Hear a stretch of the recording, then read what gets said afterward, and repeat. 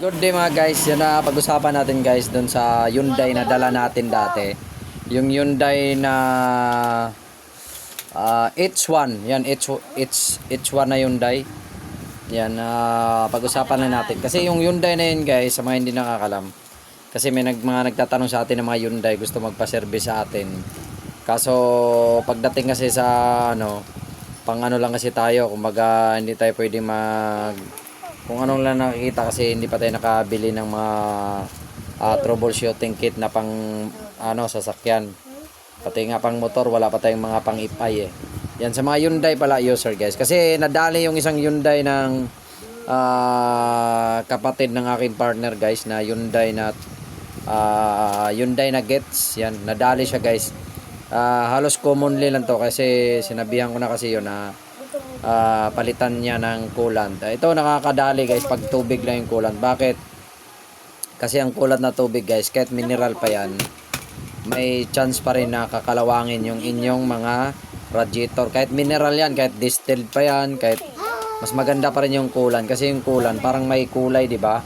Yung kulay na yun yung nagpipintura doon sa parang pinipinturahan niya yung loob ng radiator nyo. Kaya ingat kayo sa mga nagtutubig dyan. Tinan mo yung mga jeep, di ba? Yung ibang jeep, halos mga dala ko yung jeep dati, ilan lang mga jeep na dala ko nang ginagamit ay coolant.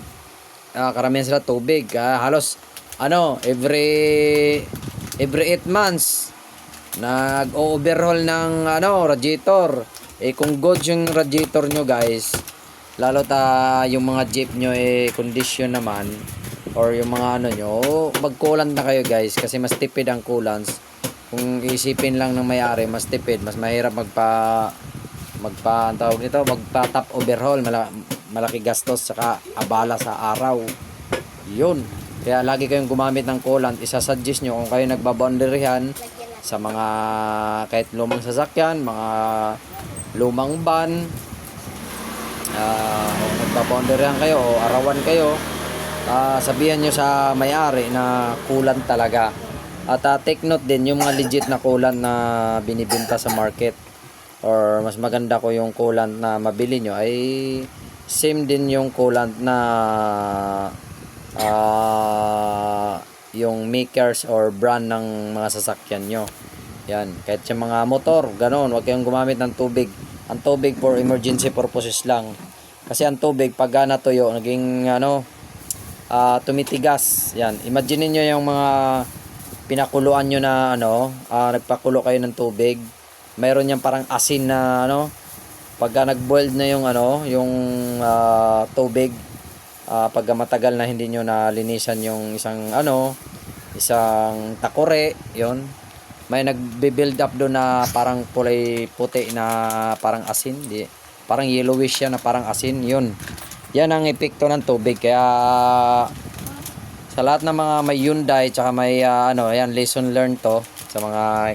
Pero yung Hyundai na yon na H1, di ko na alam kasi umalis na kasi ako dun sa trabaho gawa ng nagka-problema tayo doon, nagkasakit tayo at wala silang ibang driver, kaya umalis na tayo, malayo pati, kaya umalis na tayo doon. Kaya yun, at mas maganda mag-coolant talaga yun. Kaya suggest natin coolant, lagi kayong gumamit ng coolant. At salamat guys, at gusto niyo yung mga ganitong tips, mga about sa mga sasakyan or sa mga motor, yan, please subscribe my YouTube channel, Aga Cesar Vlogs, at pahit na rin yung notification bell para updated kayo sa mga susunod na vlogs. Wala nang masyadong edit to guys, kaya thank you. Ride safe, Aga Cesar Vlogs works. Save money, save time, peace. Ingat sa lahat.